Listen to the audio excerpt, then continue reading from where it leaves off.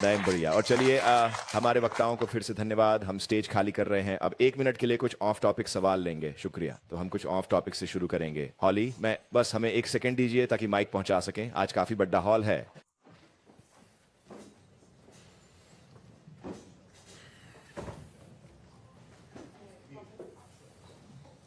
नमस्ते mister mayor, सब कुछ नमस्ते बढ़िया हॉली। है। आप कैसा कैसे चल रहा हैं? है? सब ठीक है? ठीक है। आरएसएस के बारे में एक सवाल।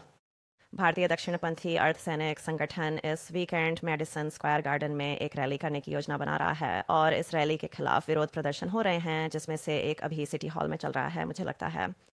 शाहाना हनीफ, ब्रैड लैंडर और लिंकन रेसलर सभी ने इसे रद्द करने की मांग की है। रैली के विरोधी हाँ ठीक भारत है, में बिल्कुल। धार्मिक अल्पसंख्यकों के साथ आरएसएस के व्यवहार का हवाला देते हैं। ये कुछ ऐसा है जिसके बारे में आपने आवाज़ उठाई है, तो बस इस पर आपका रुख जानना चाहती हूँ। और फिर मेरा ओपन प्राइमरीज के बारे में भी एक सवाल है।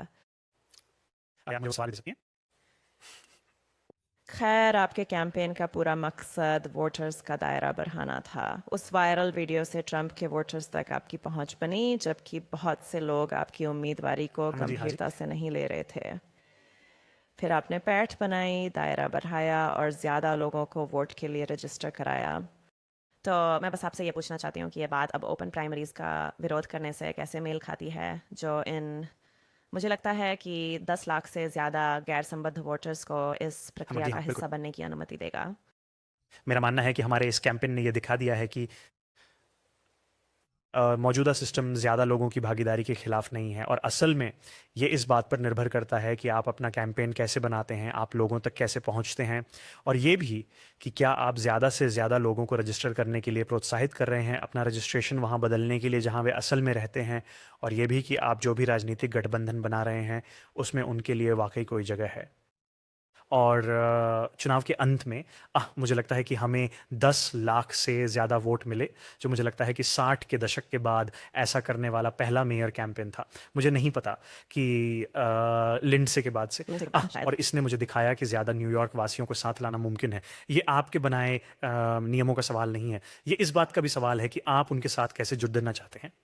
तो मैं इस सवाल को ऐसे देखता हूँ। और फिर आप जानते हैं, मैं यहाँ हमारे शहर के इतिहास में पहले भारतीय अमेरिकी मेयर के रूप में भी खिड़िरिया हूँ, और मेरी माँ का परिवार अभी भी भारत में ही है। और भारत का जो नज़रिया मुझे मेरे परिवार ने सिखाया और जिससे मैं बड्डा होते हुए बहुत परिचित था, वो एक बहुलवादी समाज का था, एक धर्मनिरपेक्ष गणराज्य का, जो भारत के हर एक व्यक्ति की अपनी जगह होने में विश्वास रखता था।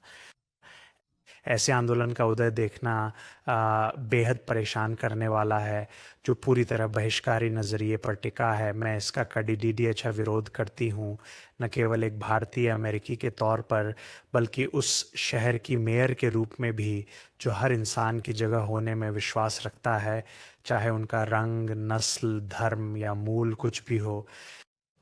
लेकिन क्या इस वीकेंड एमएसजी रैली रद्द कर देनी चाहिए? मैं रैली का समर्थक नहीं हूँ, पर मुझे नहीं पता कि शहर को निजी कार्यक्रम रद्द करने का हक है या नहीं।